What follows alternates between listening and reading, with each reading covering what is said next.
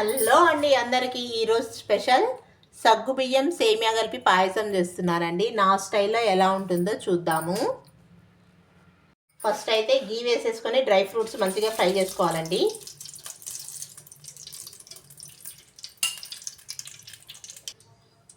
Dry fruits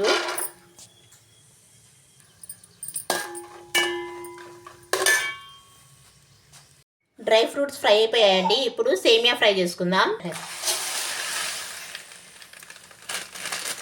సేమియా fry చేసుకోవాలండి. సేమియా కూడా మంచి గోల్డ్ కలర్ వచ్చే వరకు ఫ్రై చేసుకోవాలండి. అప్పుడే టేస్ట్ బాగుంటుంది. ఇది స్వీట్ది.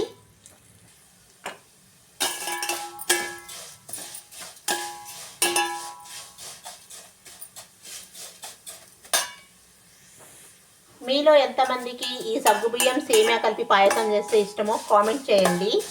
చాలామంది ఇలా ఇష్టంగా తింటారు. మా ఇంట్లో కూడా అందరికీ ఇష్టమే. ఇవాళ మా సార్ బర్త్డే, అందుకనే ఈ సగ్గుబియ్యం పాయసం చేస్తున్నాను. ఇలా గోల్డ్ కలర్ వచ్చేసాక తీసేయాలండి.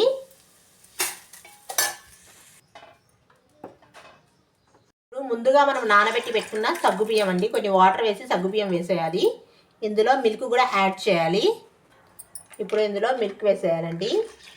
ఇది మంచిగా మరగనివ్వాలి. ఇలా పాలు మరుగుతున్నప్పుడు కొంచెం ఇలాచీ వేయాలండి దంచుకొని. ఇప్పుడు మనం ఫ్రై చేసి పెట్టుకున్న సేమియా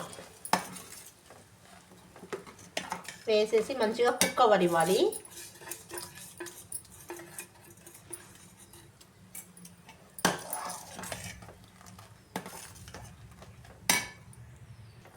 ఇప్పుడు ఇందులో షుగర్ యాడ్ చేసుకోవాలండి. మనం ఎంత తీపి అయితే తింటామో అంత షుగర్ యాడ్ చేసుకుంటే చాలు. ఎక్కువ తీపి తినేవాళ్ళు ఎక్కువగా వేసుకోండి, నార్మల్ తినేవాళ్ళు నార్మల్గా వేసుకోవాలి. చూడండి, ఇప్పుడు సేమియా మంచి కుక్ అయిపోయింది. ఇందులోకి మనం ఫ్రై చేసి పెట్టుకున్న డ్రై ఫ్రూట్స్ వేసేయాలండి. మన సేమియా పాయసం రెడీ. చూడండి, మంచి స్మెల్ వస్తుంది. ఈ రెసిపీ నచ్చితే లైక్ చేయండి, షేర్ చేయండి, సబ్స్క్రైబ్ చేయండి. Bye bye.